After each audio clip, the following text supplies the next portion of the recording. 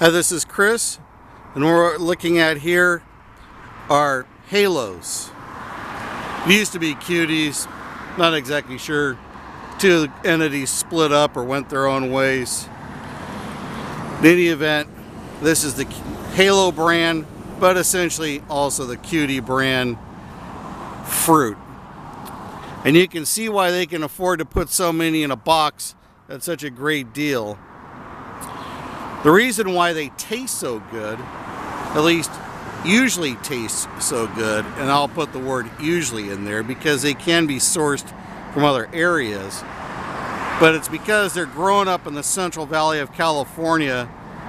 And while this isn't an ideal winter because it's not that cold, it is still cold enough to put some really good sugar into the citrus. It's actually called a brie, not like brie cheese, but a brie count. There's a actual meter for measuring it. And in California, the citrus has to have a certain brie before it can be sold.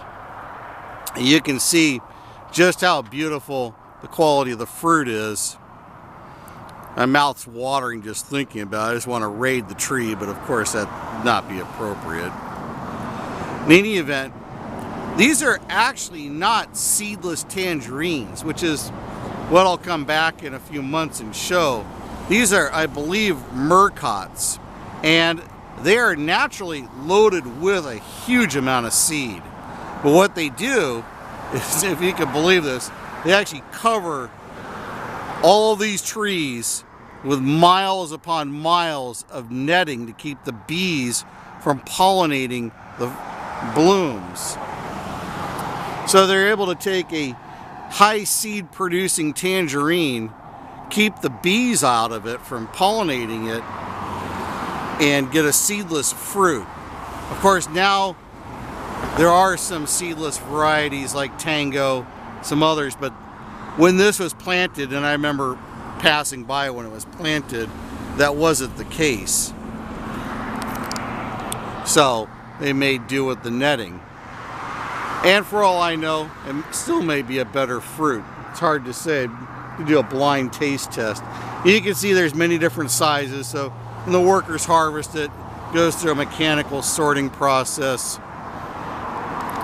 Now, I would strongly encourage you to get your tangerines from a farmer's market because for the purposes of mass distribution, the fruit will go through a processing center, get heated up, get a thin wax coating, get all cleaned up, and that citrus farmers feel will rob the fruit of some of its flavor.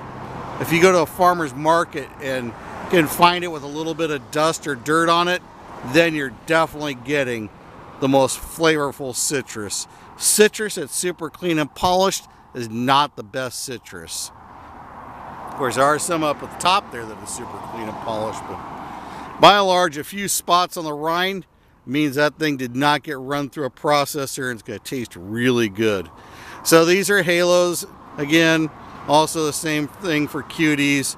A Murcott with a net thrown over it, producing a seedless tangerine.